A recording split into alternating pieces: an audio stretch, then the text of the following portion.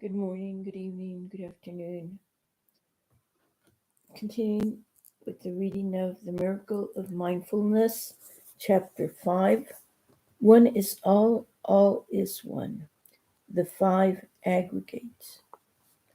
Let me devote a few lines here to talk about the methods you might use in order to arrive at liberation from narrow views and to obtain fearlessness and great compassion.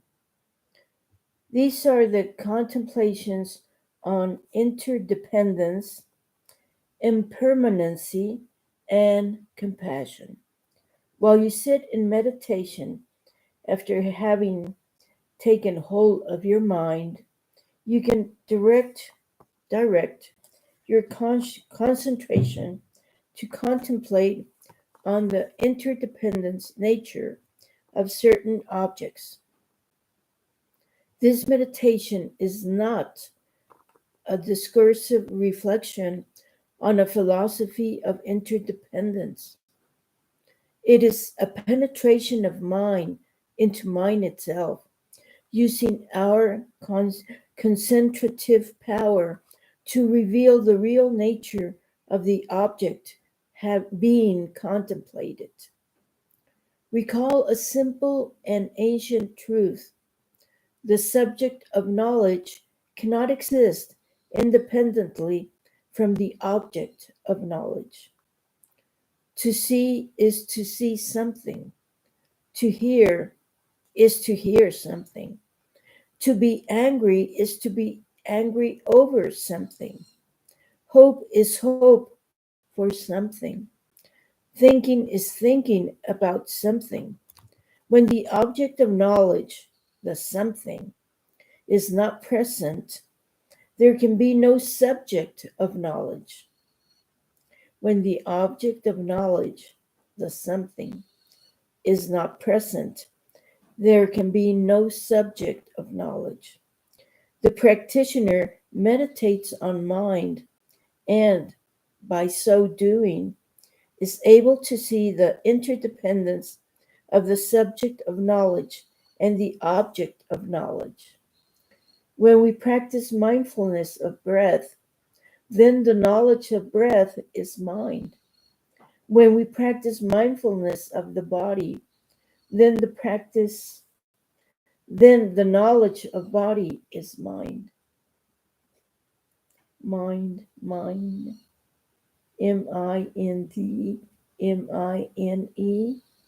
Maybe that would help.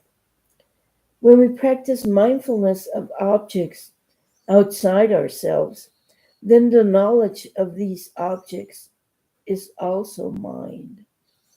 Therefore, the contemplation of the nature of interdependence of all objects is also the contemplation of the mind.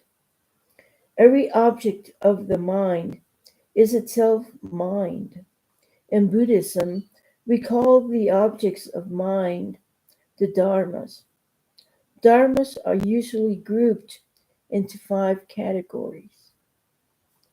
The first one, bodily and physical forms. The second one, feelings.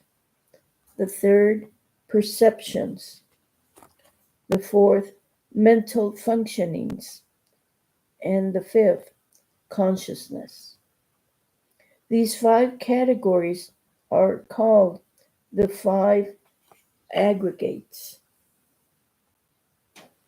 The 5th category, consciousness, however, contains all the other categories and is the base of their existence.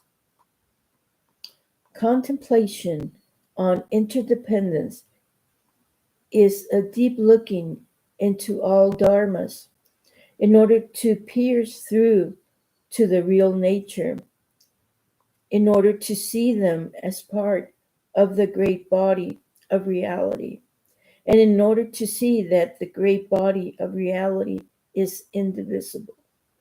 It cannot be cut into pieces with separate existences of their own. The first object of contemplation is our own person, the assembly of the five aggregates in ourselves. You contemplate right here and now on the five aggregates which make up yourself.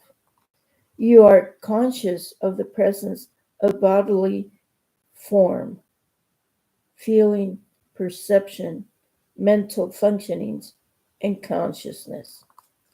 You discern, you observe, and you decide to make your own.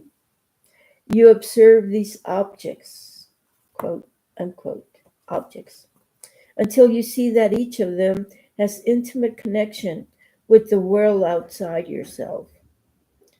If the world did not exist, then the assembly of the five aggregates could not exist either.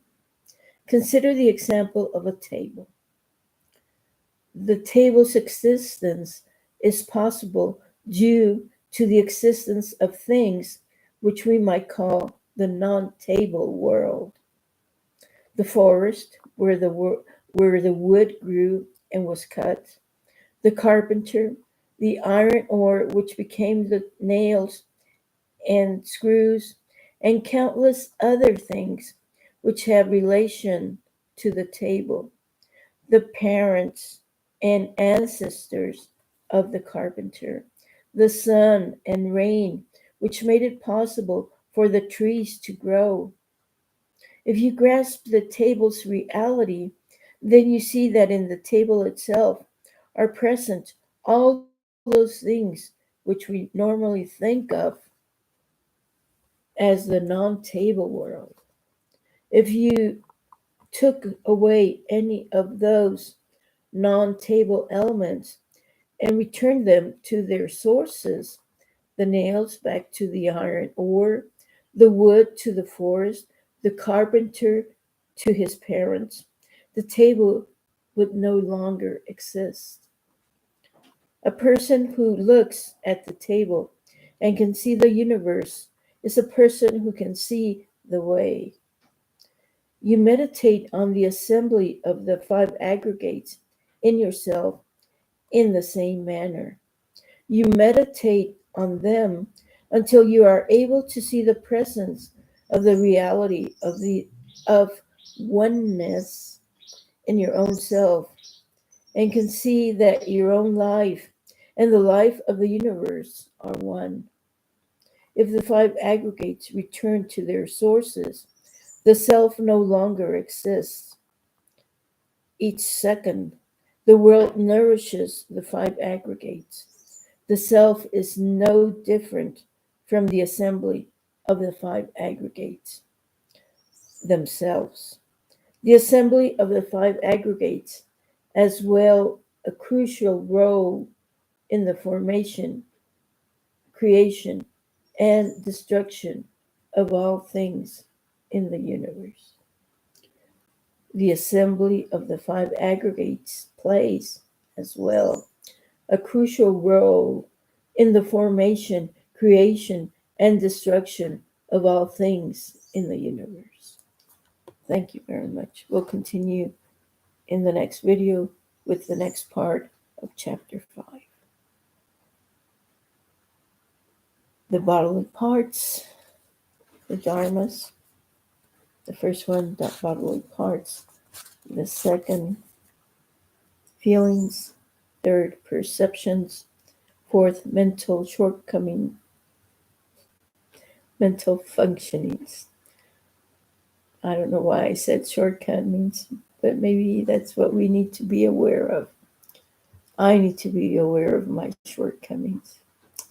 5, consciousness. Thank you very much.